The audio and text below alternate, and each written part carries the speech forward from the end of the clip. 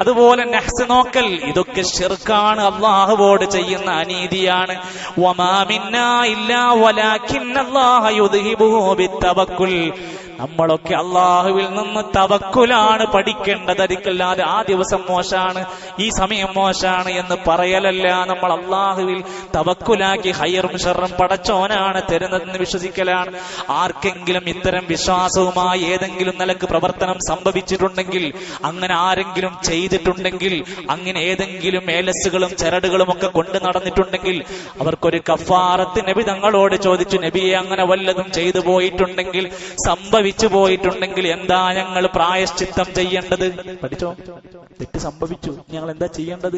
നബി തങ്ങൾ പഠിപ്പിച്ചു കൊടുത്തു, അവൻ ഇങ്ങനെ പ്രാർത്ഥിക്കട്ടെ, അല്ലാഹുമ്മ ലാ ഖൈറ ഇല്ലാ ഖൈറുക. അല്ലാ, നീ തരുന്ന ഖൈറല്ലാതെ മറ്റൊരു ഖൈറില്ല. വലാ ത്വയ്റ ഇല്ലാ ത്വയ്റുക, നിന്റെ ശകുനമല്ലാതെ മറ്റൊന്നും ഞങ്ങൾക്കില്ല. വലാ ഇലാഹ ഖൈറുക, നീയല്ലാതെ ഒരു ഇലാഹില്ല. അള്ളാഹുവിലേക്ക് ഒന്നുകൂടെ വിശ്വാസം ഊട്ടിയിറപ്പിക്കുക. ഈ അന്ധവിശ്വാസങ്ങളെയൊക്കെ മാറ്റിവെക്കുക. അള്ള പരിശുദ്ധമാക്കി പവിത്രമാക്കിയ മാസത്തെ ആദരിക്കുക. അപമാനിക്കുന്ന യാതൊരു പ്രയോഗങ്ങൾ പോലും നമ്മുടെ ജീവിതത്തിൽ വരാതിരിക്കാൻ നമ്മൾ ശ്രദ്ധിക്കുക.